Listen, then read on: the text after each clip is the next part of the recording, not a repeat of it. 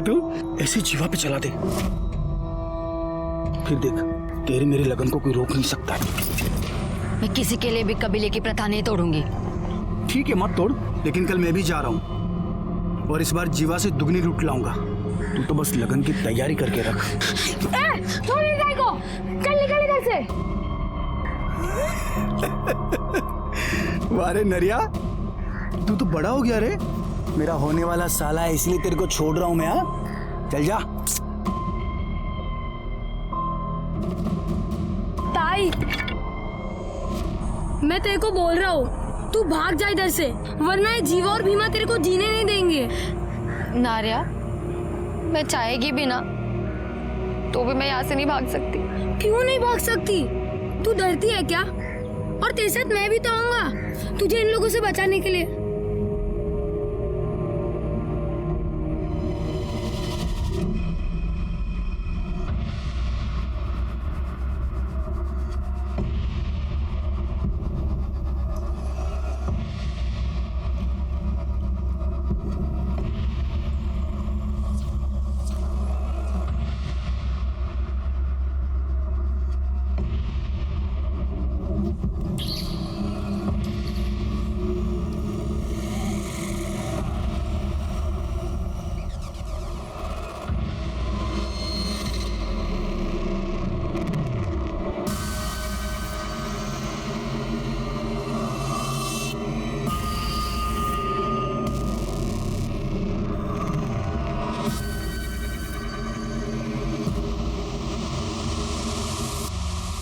Clear होते आपका काम हो जाएगा।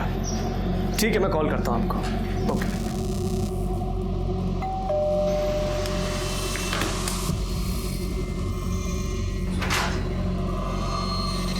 जी साहब, प्रफुल्ल वैद्य के नाम का पार्सल है।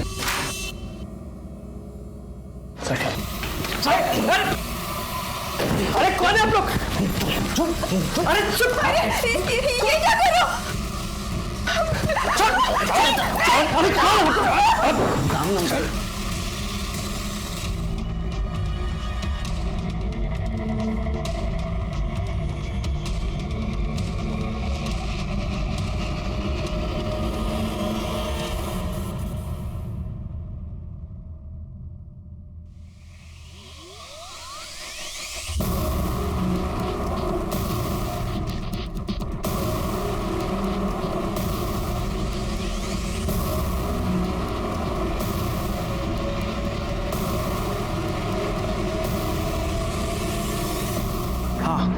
काम हो गया, बताओ किधर आना है।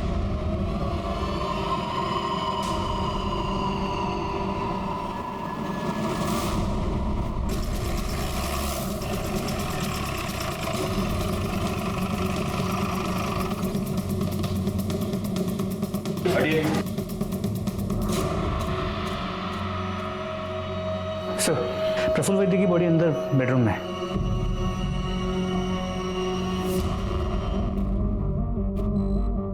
सर, पेट पे मल्टीपल स्टैबिंग की गई है। ये जिसने भी किया है उसका मकसद सिर्फ चोरी नहीं हो सकता।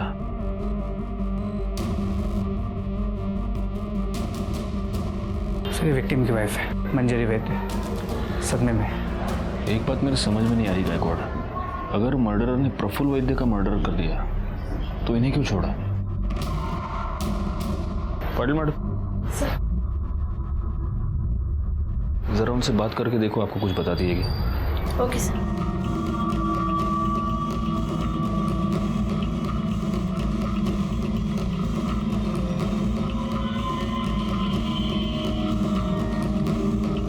सर, पूरा घर चेक किया पर मर्डर वेपन नहीं मिला।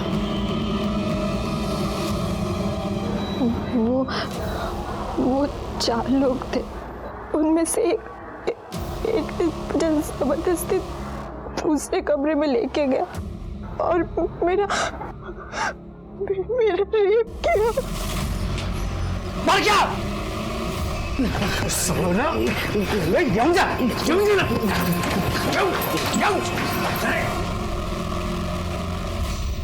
कब किलो हॉस्पिटल ले जाओ। Okay sir.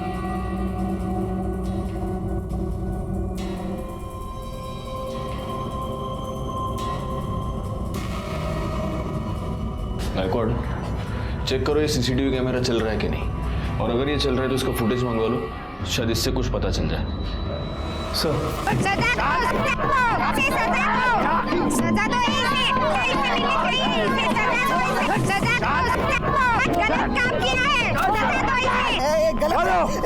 दो दादा, ये पापी है पापी, इसने अपने कबीले की प्रथा को तोड़ा है दादा। ऊंचा भाई वाली इसने बलात्कार किया है, इसको सजा मिलनी चाहिए दादा। मारो इसको, मारो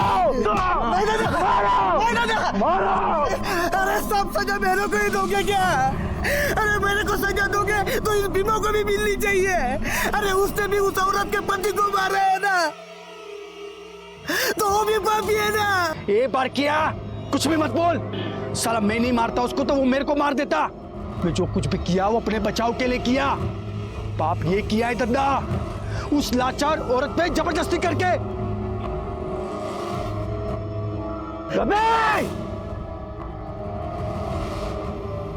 तूने जबरदस्ती करके पाप किया है, इसका थोबड़ा बिगाड़ दिया जाए। अक्का! दादा ये गलत है दादा। फांसी से तो डाला क्यों पाला फांस?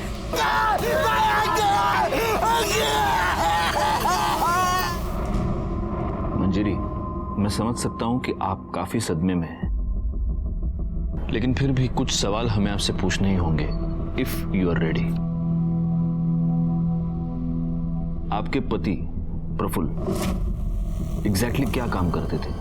वो मनी लेंडर का काम करता था, इंटरेस्ट पे पैसा देता था। ये उस सामान की लिस्ट है जो आपके घर से चोरी हुआ था। क्या आप बता सकती हैं कि इस सामान की अप्रोक्सीमेटली वैल्यू कितनी होगी? 2 लाख कैश मिलाकर कुछ 15 लाख के आसपास का सामान होगा।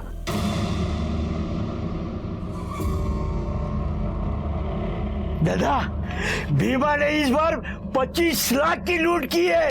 25 लाख 25 लाख। अरे ये तो सबसे बड़ा हाथ है किसी की हिम्मत है कोई भीमा से सबसे बड़ा हाथ मारने की? है कोई अपने कबीले में जो सबसे बड़ा हाथ मारेगा वो कामदा से शादी करेगा? है कोई अपने कबीले में? है क्या? शाबाश शाबाश भीमा, शाबाश। दादा, कामदानी जीवा कुठे गेले? दोनों दिख नहीं रहे। हाँ कुठे गेले दोनों? कामदा, जीवा, जाओ जाओ जाओ, उन दोनों को ढूंढ के लेके आओ। चलो बे, चलो चलो साथ में चलो। आपको किसी पर शक कोई है जो आपके साथ ये सब कर सकता है या करवा सकता है?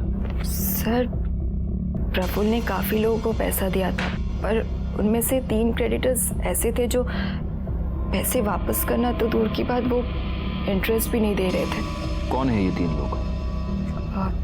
दिवाकर और मंदा राउत, जिन्होंने घर खरीदने के लिए पैसे लिया था। दूसरा कमलेश अग्रवाल, जिसने बिजनेस के लिए पैसे लिया था। और तीसरी वो कमीनी पूनम चोपड़ा, जिसके साथ प्रफुल्ल का अफेयर चल रहा था।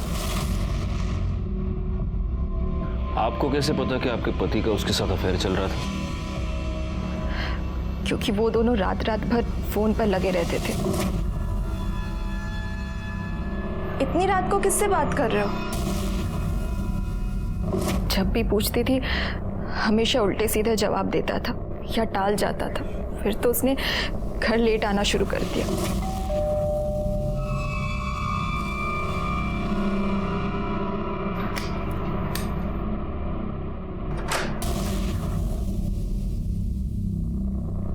कहाँ थे तुम?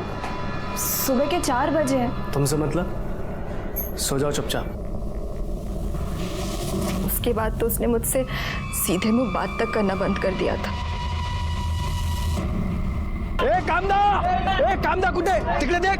ए जीवा, कामदा कुठे आहे तो? ए कामदा, क्या है रे? क्यों चिल्ला रहे हो? चल हट। ए मांग लिया साला कुतरिया। क्या हुआ? बाहर आ। क्या कुटे कामदा कुटे। मेरे को नहीं मालूम। साले तू ही पकाया ना उसको। नहीं तू पकाया ना। मेरे को नहीं कुछ मालूम। अब देख पंचायत में दद्दा तेरे को क्या सजा सुनाते हैं। चल ए मांग लिया कुटे तुझी मुलगी। कुटे तुझी मुलगी। अरे बीमा मैं तेरे को बोला ना, मेरे को नहीं मालूम। साला जीवा मेरे को हरा नहीं सका तो धोखा किया मेरे को। कबीले की प्रथा को तोड़ा। नहीं छोड़ेगा नहीं मैं उसको। काट डालेगा मैं उसको। काट डालेगा मैं। छोड़ मेरे पापा को। मेरे पापा ने कुछ नहीं किया। वो जीवा ही ताई को भगा कर लेकर गए। कुटे तुझी ताई। कुटे तुझी ताई। नहीं मालूम, मेरे को नहीं मालूम। इसको नहीं मालूम। काट डालेगा मैं। काट डालेगा मैं। काट डालेगा मैं। काट डालेगा मैं। काट डालेगा साले को।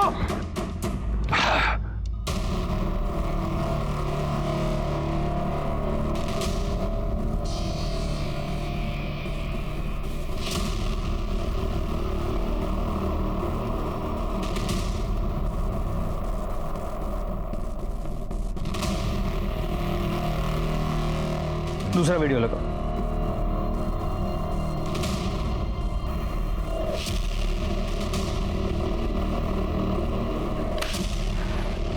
सर ये दोनों चोरियां एक ही तरीके से की गई हैं। ये मंजरी के घर पे और ये वाशी के सेक्टर 8 में 1 महीने पहले। और इस केस में भी घर में एक औरत मौजूद थी, लेकिन उसके साथ किसी ने भी कोई बदतमीजी नहीं की। इन दोनों केसेस में चोरों का हुलिया और मोडस ऑपरेंडी अहमदनगर के पास के जंगल के आदिवासियों का है। एक बात सोचने वाली है गायकवाड़, इस पहले वाले वीडियो में जब ये लोग अंदर घुसे, इस बंदे ने जो घर में है इसने प्रोटेस्ट करने की कोशिश की, लेकिन फिर भी इन लोगों ने उसके साथ कुछ नहीं किया। जबकि यहाँ पर मंजरी ने ये कहा था कि प्रफुल्ल ने अपने आप को सरेंडर कर दिया था, लेकिन फिर भी उसका मर्डर हो गया। यहाँ पर भी एक औरत मौजूद थी, लेकिन उसके साथ कोई बदतमीजी नहीं हुई, कोई छेड़खानी नहीं हुई, जबकि वहां पर मंजरी के साथ रेप हुआ है। मतलब आप कहना चाहते हैं कि ये दोनों काम अलग अलग गैंग्स का है? हाँ, ये गैंग्स भी अलग अलग हो सकते हैं और इनके लीडर्स भी। अब हमें वहीं चलकर देखना होगा कि इन लोगों ने आखिर कितने गैंग बना रखे हैं।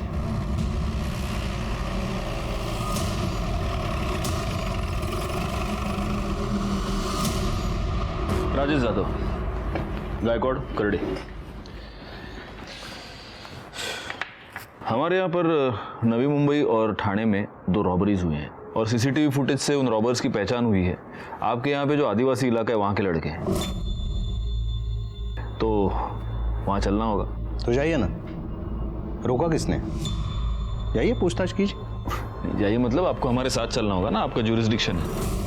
दादा तो परत जा, नहीं होणार है। क्यों? आप क्यों नहीं चलेंगे साथ? दादा ये आपका मुंबई नहीं है, आदिवासी एरिया है। ये लोग बात नहीं करते, सीधा हमला कर देते। पुलिस वाले होकर इतना डरते हो? हम लोग है ना साथ में, कुछ नहीं होगा, चलो। आप तो चले जाओगे मुंबई, झेलना तो हमें पड़ेगा ना। वर्दी पहनकर ऐसी बातें करते हो, शर्म नहीं आती? हमारे पास इस केस की कोई इन्फॉर्मेशन नहीं, हम नहीं चलेंगे। सर अब इनके बिना तो वहाँ जाने का कोई मतलब ही नहीं है, ऊपर से ऑर्डर्स लाने पड़ेंगे। ये बघा गायतोंडे, उन आदिवासियों के बारे में जानना हमारे लिए बहुत जरूरी है। तो उनके पास जाने की क्या जरूरत है? वो एनजीओ वाला है ना, उससे पूछताछ कीजिए। आपके वाशी में ही रहता है वो, पता नहीं इन हलकट लोगों की क्यों मदद करता है वो। क्या नाम है उसका? सर मेरा नाम विश्वास परब है। विश्वास, अहमदनगर के आसपास ये जो आदिवासी इलाका है, उन आदिवासियों के बारे में तुम क्या क्या जानते हो? यही कि इस समाज का हिस्सा होते हुए भी इस समाज से कटे हुए हैं। उनकी प्रथा है, लूटपाट करके ही वो अपना घर चलाता है। एक अलग सी दुनिया है, अलग से रीति रिवाज है। अगर लूटपाट के लिए कोई जा रहा है तो पूरा कबीला उसे हल्दी लगाता है, गुलाल लगाता है और भगवान से उसकी सुरक्षा के लिए प्रार्थना करता है। ये सब हुआ उनके लाइफस्टाइल के बारे में। उनकी क्रिमिनल एक्टिविटीज के बारे में कुछ बता सकते हो? सर नहीं, क्राइम होते हुए कभी देखा नहीं, पर सुना जरूर है। क्राइम को लेके उनकी कई से वो क्राइम कर पाए। अब तू जो करने जा रहा है उसकी सजा तुझे भगवान ने दी है, जा, अब तुझे कुछ नहीं होगा। अगर वो शहर में लूटपाट करने के लिए जाते हैं तो किसी को जान से नहीं मारते, किसी का रेप नहीं करते, क्योंकि वो उसे पाप समझते हैं। क्या तुम्हें इस बात की पूरी गारंटी है कि वो कभी रेप या मर्डर नहीं करते? बिल्कुल सर, उन्होंने बनाए हुए कानून को वो स्ट्रिक्टली फॉलो करते हैं। अगर कोई बनाए हुए कानून को तोड़ने की कोशिश करता है फिर वो उसे छोड़ते नहीं। अगर गलती से भी किसी से वो बनाए हुए कानून तोड़ेंगे और वो आदमी अगर भाग गया तो वो उसे ढूंढते हैं और उसे मार डालते हैं। वैसे इनकी पढ़ाई लिखाई का क्या हाल है? बेहाल है सर। जोक्स अपार्ट, पर हम जैसे एनजीओ जाते हैं और उन्हें पढ़ाते हैं। स्कूल तो है नहीं वहाँ पे, उन्हें तो बस यही सिखाया जाता है चोरी कैसे की जाती है, लूटपाट कैसे की जाती है। इसी से तो वो सर्वाइव हो पाते हैं। और एक अजीबोगरीब प्रथा है वहाँ पे, अगर लड़की बालिग हो जाती है तो उसका स्वयंवर किया जाता है और उस लड़की को उसी से ब्याह करना पड़ता है जो सबसे ज़्यादा लूट लेके आए। ऐसा ही होता है वहाँ पे सर। थैंक यू विश्वास, अगर ज़रूरत पड़ी तो हम तुम्हें वापस बुला लेंगे। थैंक्स। इस विश्वास के बयान के मुताबिक ये आदिवासी लोग किसी का भी रेप या मर्डर नहीं करते, तो ये हो सकता है कि मंजरी ने जिन 3 सस्पेक्ट्स के नाम लिए उनमें से किसी ने ये सब करवाया हो। तो फिर पॉसिबल है किसी ने इन्हें इस काम की सुपारी दी। और हाँ सर, प्रफुल्ल के घर के बाहर जो सीसीटीवी कैमरा था जिसमें वो चोर दिखे थे, वो फुटेज हमने मंजरी को दिखाया। मंजरी ने उसमें से उस आदमी को पहचाना जिसने उसके साथ रेप किया था। उस फुटेज से उसकी फोटो निकलवाओ, वो फोटो सर्कुलेट करो, वो साला जहां भी है जैसा भी है उसको उठाओ। जी सर। इसके अलावा दिवाकर और मंदा राउत, हम उनके घर गए थे पूछताछ करने के लिए। लेकिन घर पे ताला था। पता चला है कि वो दोनों हनीमून के लिए गए हैं। कब गए हैं, कहाँ गए हैं, कब वापस आएंगे, किसी को नहीं पता। और वो दूसरा सस्पेक्ट क्या नाम है उसका? वो कमलेश अग्रवाल। अग्रवाल उसका क्या हुआ? सर वो राजस्थान गया हुआ है, कल लौटेगा। और वो तीसरी चोपड़ा, पूनम चोपड़ा? सर पूनम चोपड़ा का नंबर हमने प्रफुल्ल के कॉल रिकॉर्ड से निकलवाया। उसके डिटेल्स निकालो और फौरन उसके घर जाकर उसकी पूछताछ करो।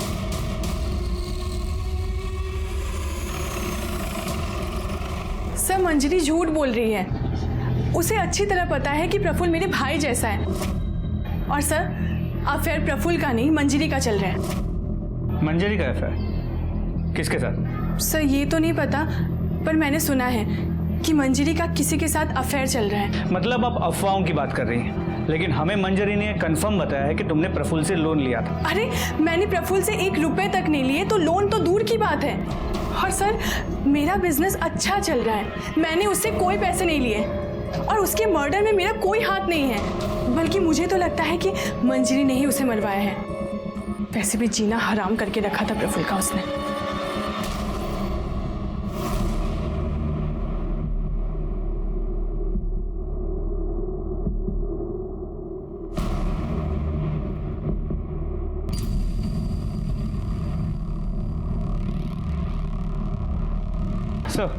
सर चांसेस है कि पूनम सच कह रही है, क्योंकि जब हमने प्रफुल्ल के पड़ोसियों से पूछताछ की तो उन्होंने इस बात को कंफर्म किया कि प्रफुल्ल और उसकी बीवी के बीच किसी आदमी को लेकर अक्सर झगड़े होते थे। तो हो सकता है कि मंजरी ने और उसके बॉयफ्रेंड ने मिलकर प्रफुल्ल की सुपारी दी, क्योंकि इन आदिवासियों में तो मर्डर करना पाप है, फिर भी उन लड़कों ने प्रफुल्ल का मर्डर कर दिया।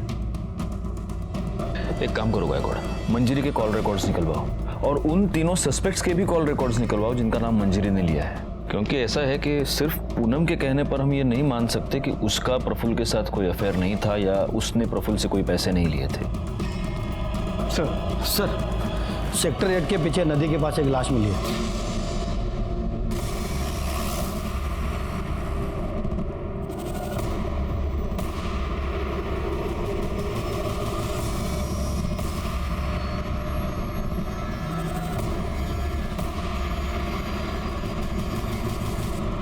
सर ये तो वही आदमी जो थाने के रॉबरी केस में दिखाई दिया।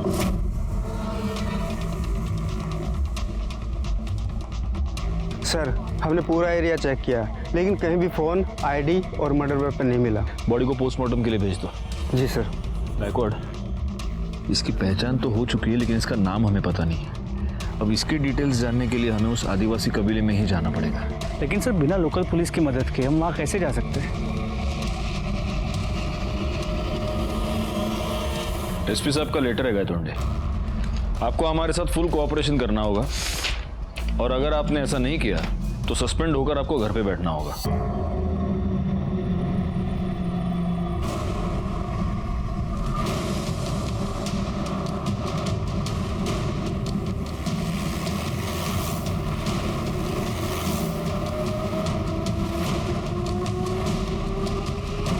पुलिस?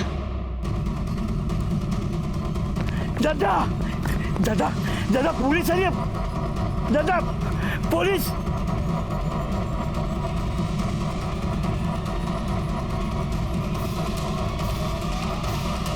रुक जाओ साहब।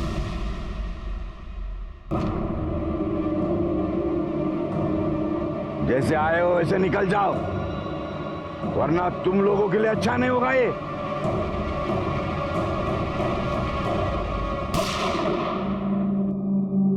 मेरा निशाना चूका नहीं है। अब एक कदम आ गया तो घुटने पे गोली मारूंगा और उसके बाद सीधा छाती पे गोली मारूंगा, समझे? हम मुंबई से आए हैं, यहां की पुलिस नहीं है। करेंगे कुछ नहीं, सिर्फ तुम्हारे कबीले के हर घर की तलाशी लेंगे और इसमें अगर किसी ने होशियारी की तो सीधा उठा के गाड़ी में डाल दूंगा। करेगा? तुम लोगों के पास ये इतना सारा सोना कहां से आया? हाँ? जंगल की लकड़ी काट के इतना सोना मिलता है क्या? हाँ साहब, ये सब हमें जंगल से ही मिलता है। ये जंगल ही हमारा भगवान है। गायकवाड़, कमाल लगा। रेडी।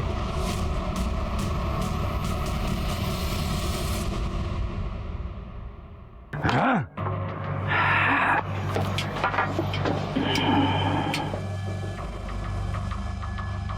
ये इसके चेहरे को क्या हुआ? ओ, लापरवाही की वजह से उसको सजा मिली है। गरम तेल उसने अपने थोपड़े पे डाल लिया है। सर, बहुत सामान मिला है।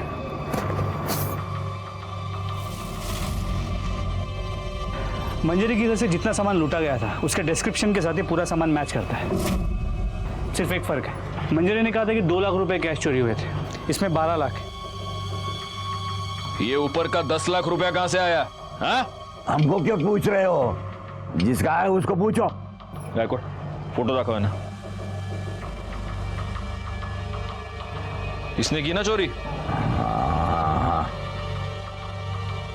साहब, ये तो भीमा है। ये इधर नहीं है। ये मेरी ताई और जीवा को ढूंढने गए।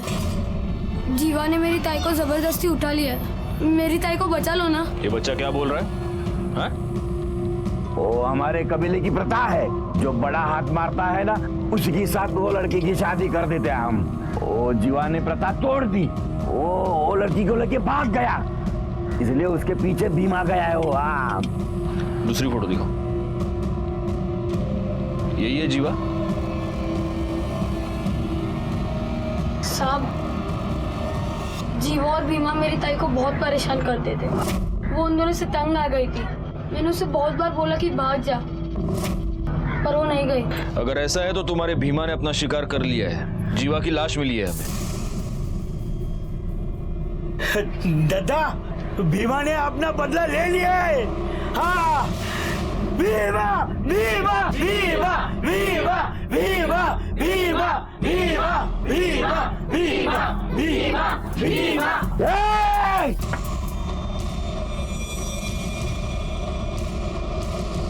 अभी आपको जो पूछना था वो पूछ लिया, इससे ज्यादा हमें कुछ पता नहीं। जाओ जाओ, यहां से जाओ। मैंने अपने करियर में बुरी से बुरी, खतरनाक से खतरनाक जगहों पर रेड्स किए हैं, लेकिन इन आदिवासियों को कन्फ्रंट करना सबसे खतरनाक था। किसी भी पल कुछ भी हो सकता था। लेकिन ये रिस्क उठाना बेकार नहीं गया, क्योंकि इस रेड के दौरान 2 बहुत जरूरी क्लूज हमारे हाथ लगे। सबसे पहला क्लू ये कि एक्स्ट्रा 10 लाख रुपए भीमा को प्रफुल्ल की सुपारी के तौर पर दिए गए थे, और दूसरी बात ये कि शायद भीमा ने ही जीवा का मर्डर किया था, और शायद कामदा का भी। अब सवाल ये था कि भीमा को प्रफुल्ल की सुपारी किसने दी? कमलेश अग्रवाल अपने आप को बेगुनाह पहले से ही साबित कर चुका था। प्रफुल्ल की पत्नी मंजरी का करण ग्रोवर नाम के एक बिजनेसमैन के साथ अफेयर था। तो क्या करण ग्रोवर ने ही प्रफुल्ल की सुपारी दी थी? क्या मंजरी पर रेप की बात झूठ थी? क्योंकि मंजरी की मेडिकल रिपोर्ट में रिसेंट सेक्स का कंफर्मेशन तो था, लेकिन सीमेन नहीं मिला था। जीवा की पोस्टमार्टम रिपोर्ट के मुताबिक उस पर किसी धारदार हथियार से कई बार वार किए गए थे, जिसकी वजह से उसकी मौत हुई थी। इन दोनों केसेस से जुड़े कई सारे सवाल थे, लेकिन इन सारे सवालों के जवाब शायद सिर्फ भीमा के पास थे, और भीमा कहां था, इस बात का जवाब किसी के पास नहीं था।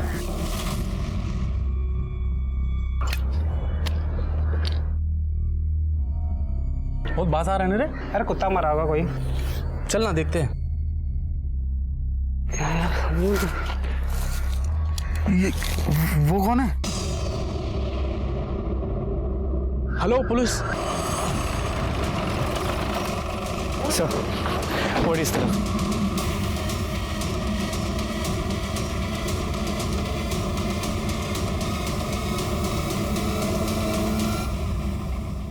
सर ये पक्का भीमा ही है। बॉडी काफी डिकम्पोज हो चुकी है, कम से कम मरे हुए 1 या 2 दिन तो हो गए होंगे। इसे भी जीवा की तरह ही मारा गया है। सर पूरा जंगल छान मारा, ना कोई मोबाइल मिला ना आईडी। सर कोई मर्डर वेपन नहीं मिला। बॉडी को पोस्टमार्टम के लिए भेज दो। सर पोस्टमार्टम रिपोर्ट के मुताबिक भीमा का मर्डर 2 दिन पहले दोपहर 3 से 5 के बीच हुआ है, जबकि जीवा का मर्डर उसी दिन सुबह 8 और 9 के बीच हुआ। अगर हम ये मान लेते हैं कि भीमा ने जीवा को मारा है, फिर भी भीमा को किसने मारा? किसने मारा ये तो पता नहीं, लेकिन इन दोनों का मर्डर एक ही बंदे ने किया है ये तो तय है। कहीं इस कामिदा का कोई तीसरा आशिक तो नहीं है?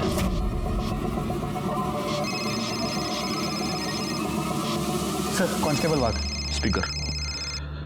बोला वाघ।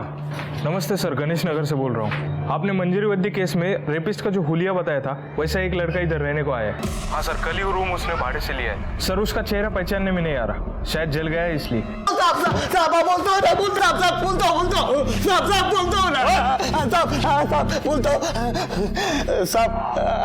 आपने दुष्कर्म किया साहब, लेकिन इसके लिए उसको दूसरे कमरे में नहीं लेके गए साहब। मैंने उसको दूसरे कमरे में ढकला तो उसका सर दीवार पे टकरा गया और बेहोश हो गई, और मैं अपने आप को रोक नहीं पाया और उसकी बेहोशी का फायदा उठाया साहब। अगर तूने उसका रेप किया तो मेडिकल रिपोर्ट में आया कैसे नहीं? कैसे आता साहब? मैं कुछ करने से पहले ही मर गया।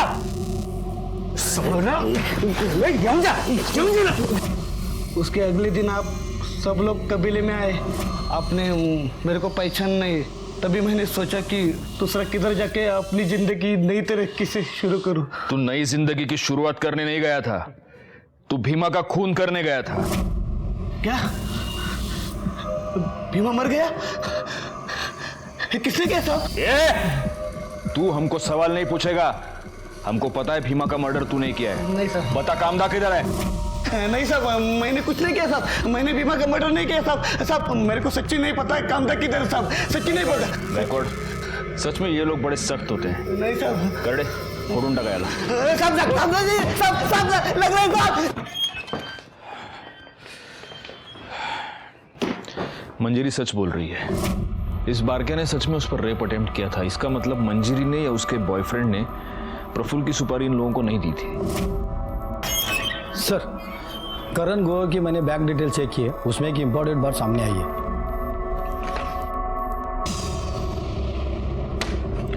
गायकवाड़, मंजरी और करण दोनों को बुलाओ।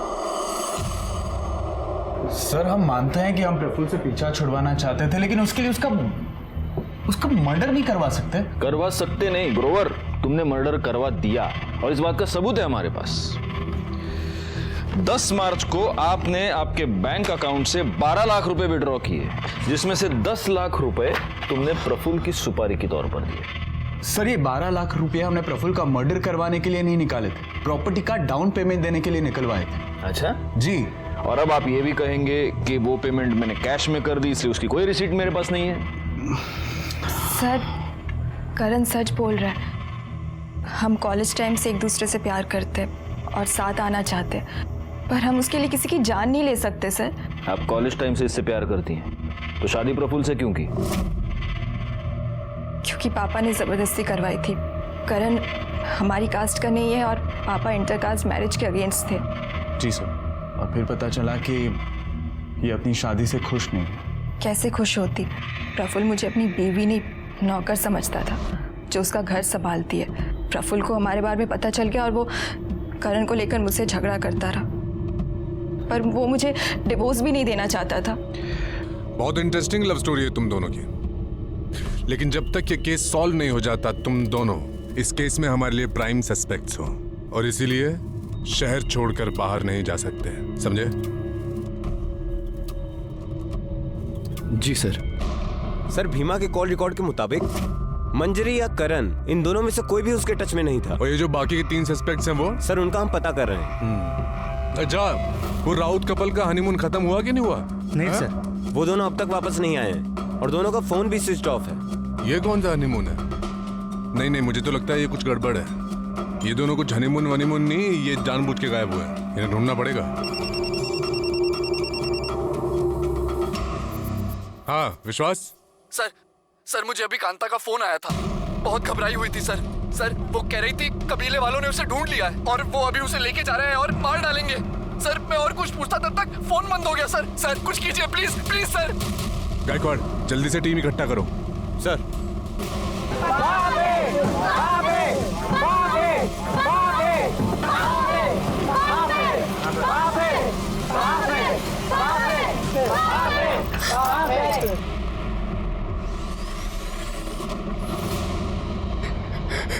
कामदा, तूने जीवाजी के साथ भागकर अपने कबीले की प्रथा तोड़ी है। इसकी सजा इसे मिलेगी, जरूर मिलेगी, ताकि कबीले का कोई दूसरा भाग न सके। गायतोंडे, अपनी टीम लेकर तुम साटेनाका पहुंचो। हम वहां पे मिलते हैं। हमें किसी भी हालत में कामदा को बचाना होगा। छोड़ दो मेरी ताई को। चुप! इसने कबीले की प्रथा तोड़ी है, इसको सजा मिलनी चाहिए। चुप चुप चुप। गायतोंडे, चला लवकर।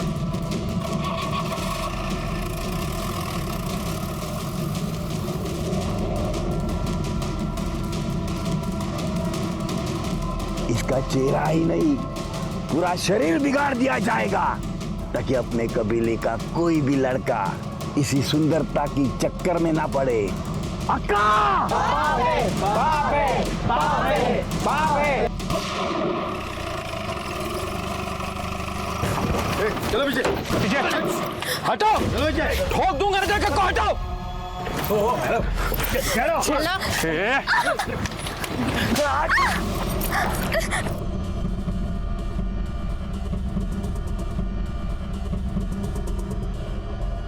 पाटिल भाई सोडवा दिला लवकर, बिठा उसको गाड़ी में। कामदा, तू ये मत समझना कि तू बच गई है। तुम्हें कहां से भी हम उठा के लेके आएंगे, ताकि तूने किए की सजा तुझे।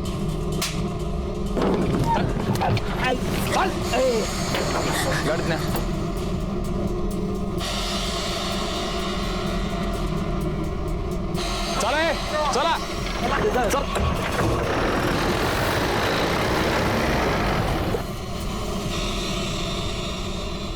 जब जीवा को पता चला कि भीमा ने उससे भी बड़ा हाथ मारा है, तो मुझे जबरदस्ती अपने साथ मुंबई ले आया। यहाँ पर कहाँ रखा था उसने तुम्हें? क्या वाशी में कोई खोली थी, वहाँ लेके गया मुझे। बोला अगले दिन लगन बनाएगा मेरे साथ। मैंने उसको मना किया, उसको बोला ये सब गलत है, तो उसने मेरे साथ जबरदस्ती की, मेरे को चुप करा दिया। अगले दिन वो तैयारी करने गया, फिर लौटा ही नहीं। और उसी दोपहर को भीमा वहाँ आया, बोला कि जीवा का किस्सा खत्म, अब वो कभी वापस नहीं आएगा और अब वो मेरे साथ लगन बनाएगा। शाम को वो कहीं गया और वो भी वापस नहीं आया। मैं तब से वही बंद थी। तुमने आसपास किसी से मदद मांगने की कोशिश की? हाँ साहब, मैंने मांगी ना। मैंने दरवाजा पीटा, आजू बाजू के लोग आए और मुझे दरवाजा तोड़ के बचा लिया।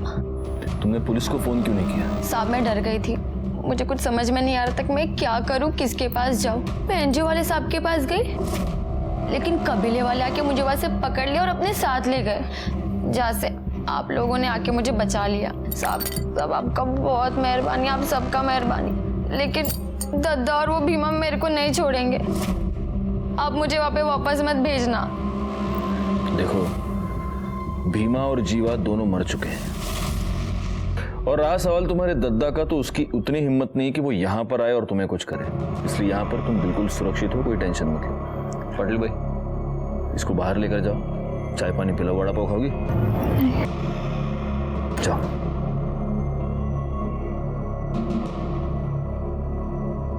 सर, राउत फैमिली के बारे में एक इम्पोर्टेंट बात पता चली।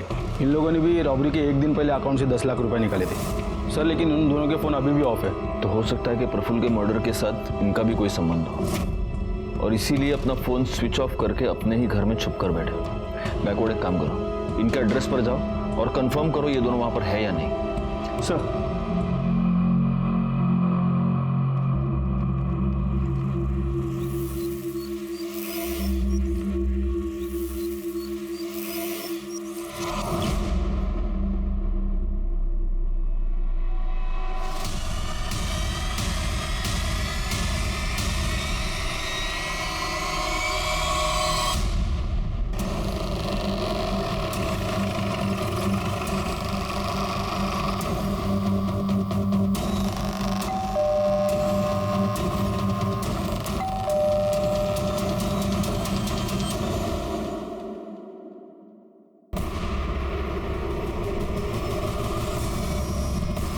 खड़े सर, दरवाजा तोड़ा।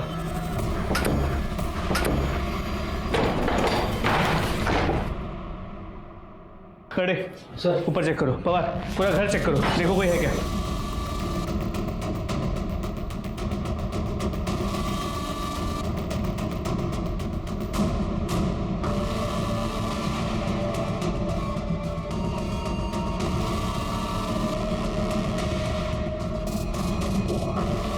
सर कोई नहीं है। सर ऊपर कोई नहीं है। हमें थोड़ी सी देर हो गई, मुझे लगता है वो लोग अभी कुछ ही देर पहले भागे। एक काम करो, पूरा घर अच्छे से वापस चेक करो, देखो कुछ एविडेंस मिलता है क्या। सर जल्दी। उस दिन हम दिवाकर और मंदा राउत तक पहुंचने में थोड़े से लेट हो गए, लेकिन उनके घर से हमें कुछ ऐसे अहम सबूत मिले जिनकी वजह से प्रफुल्ल के मर्डर केस को सॉल्व करने की हमारी उम्मीदें बढ़ गई। इसीलिए हमने दिवाकर और मंदा दोनों के फोन्स और एटीएम कार्ड्स ट्रेस पर डाल दिए। मंजरी का रेप केस हम पहले ही सॉल्व कर चुके थे। अब बचा था भीमा और जीवा का मर्डर केस, जिनको सॉल्व करने में हमें कोई खास कामयाबी नहीं मिली थी, लेकिन हाँ, कामदा को बचाने में हम जरूर कामयाब हुए थे। हम हर तरह से इस केस को सॉल्व करने के लिए हाथ पैर मार रहे थे, तभी इस केस ने एक बहुत ही अनएक्सपेक्टेड और बहुत ही शॉकिंग टर्न ले लिया। चली गई? ऐसे कैसे चली गई? पाटिल मैडम, मैंने आपको बोला था उस पर नजर रखने के लिए। सर मैंने उसको इधर ही बिठा के रखा था और स्टोर रूम में गई थी मैं फाइल लाने, वापस आके देखा तो वो इधर नहीं थी। ठीक है, चलो चलो सीसीटीवी फुटेज चेक करते। एक मिनट, ये कौन है?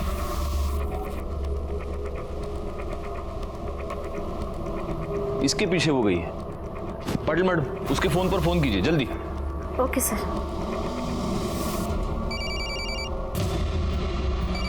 बार देखिए इमीडिएटली। तुम तक बाहर के कैमरे का फुटेज प्ले करो।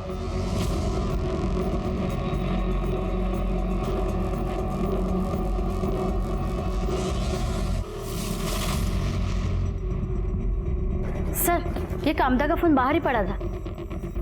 ये जरूर वो कबीले वाले ही है और ये उसको कबीले के पास ही लेके गए होंगे। इससे पहले कि ये लोग वहां पहुंचे हमें उन्हें पकड़ना पड़ेगा। ये फोन ले लो और देखो इसमें कुछ मिलता है क्या। चला दीपक।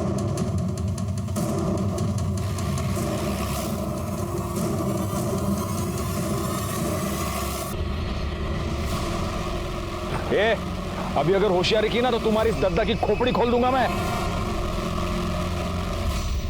सर राउत कपल ने अभी नासिक के गेस्ट हाउस में अपने डेबिट कार्ड से चेक इन किया है। फौरन नासिक पुलिस को इन्फॉर्म करो, उन्हें राउत कपल की डिटेल्स भेजो और उनको कहो कि उन्हें अरेस्ट करे और फौरन वाशी भेज दे। बोल, तूने प्रफुल्ल की सुपारी दी थी कि नहीं? बोल। प्रफुल्ल के मर्डर के एक दिन पहले तुमने अपने अकाउंट से 10 लाख रुपए निकाले थे जो तुमने भीमा को दिए। तुम्हारे घर से वो फाइल भी मिली है जिनमें उन लोगों के नाम हैं जिनको प्रफुल्ल ने इंटरेस्ट पर पैसे दिए थे। उसमें तुम्हारा भी नाम है। वो फाइल तुम्हारे पास कैसे आई? बोल। सर वो प्रफुल्ल से हमने घर खरीदने के लिए कैश में पैसे लिए थे और हमें इंटरेस्ट बहुत भारी पड़ रहा था, इसलिए हमने सोचा कि अगर वो फाइल ही गायब हो जाए तो कोई सबूत ही नहीं रहेगा कि हमने उससे कोई पैसे लिए थे। हाँ साहब, मुझे पता चला कि कोई ट्राइबल गैंग है। मैंने उनमें से भीमा का नंबर निकाला और उसे प्रफुल्ल के बारे में बताया कि वो वहाँ से अच्छी खासी रकम लूट सकता है और अगर वो प्रफुल्ल को मार के मुझे ये फाइल दे देगा तो मैं उसे 10 लाख दूंगा। उसने यही कहा साहब। काम हो गया, बताओ किधर आना है। गायकवाड़, प्रफुल्ल के मर्डर के जुर्म में इन दोनों को अरेस्ट करो। सर, कामदा के फोन से हमें एक इंपॉर्टेंट लीड मिली है।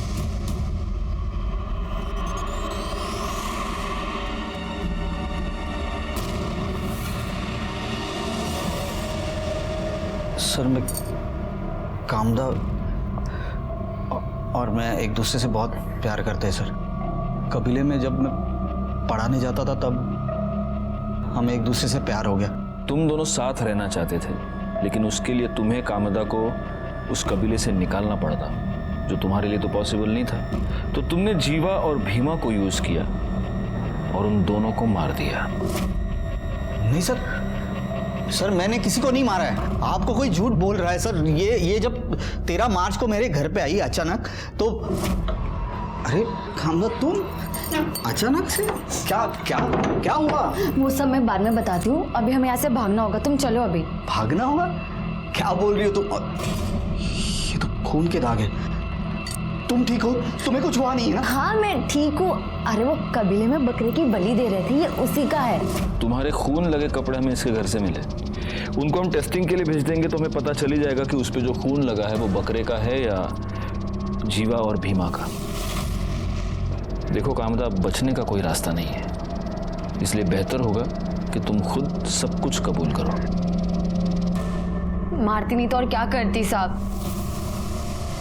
मैं विश्वास के साथ लगन बनाना चाहती थी, पर दद्दा, पूरे कबीले वाले, जीवा, भीमा सब मेरे पीछे पड़े हुए थे, जैसे मैं कोई इंसान नहीं, कोई इनाम हूँ जिसका कोई सपना नहीं, कोई दिल नहीं। मैं ये जानती थी कि मैं कबीले से कभी अकेले नहीं निकल पाऊंगी, इसलिए जब भीमा लूट के लिए गया, मैं जीवा से बोली, जीवा मैं तुझसे बहुत प्यार करती हूँ और लगन भी करना चाहती हूँ। तू अगर मेरे साथ भागने के लिए तैयार है तो मैं ये प्रथा व्रता सब छोड़ दूंगी। फिर हम लोग दोनों भाग के नवी मुंबई आ गए। मुझे विश्वास के पास जाना था। हम ना एक काम करते हैं, एनजीओ वाली साहब की मदद ले लेते हैं, वो हमारा लग्न करवा देंगे। मैं उनसे बात कर लेती हूँ, हम कल जाके उनसे मिल लेंगे। ठीक है।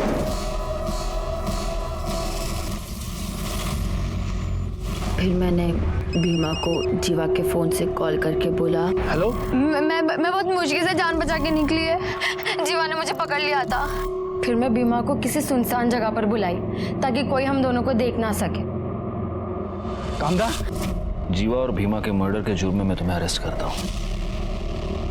कामदा ने कबीले की प्रथाओं से निकलकर अपना अलग घर बसाने का सपना देखा, लेकिन इस सपने को पूरा करने के लिए उसने गलत रास्ता इख्तियार कर लिया और उसकी वजह से 2 लोगों की जान गई। दूसरी तरफ राउत कपल ने उसी इंसान की जान ले ली जिसने उन्हें घर खरीदने के लिए पैसे दिए थे। इन दोनों केसेस में सामने आता है इंसान का लालच और स्वार्थ। जब हमारा स्वार्थ हम पर हावी हो जाए तो समझ लेना चाहिए कि ये आने वाले जुर्म की दस्तक है। मैं सीनियर इंस्पेक्टर राजेश यादव आपसे विदा लेता हूँ। दोबारा मिलूंगा, तब तक सतर्क रहिए और देखते रहिए क्राइम पेट्रोल दस्तक, क्योंकि मकसद बताना नहीं, बचाना है।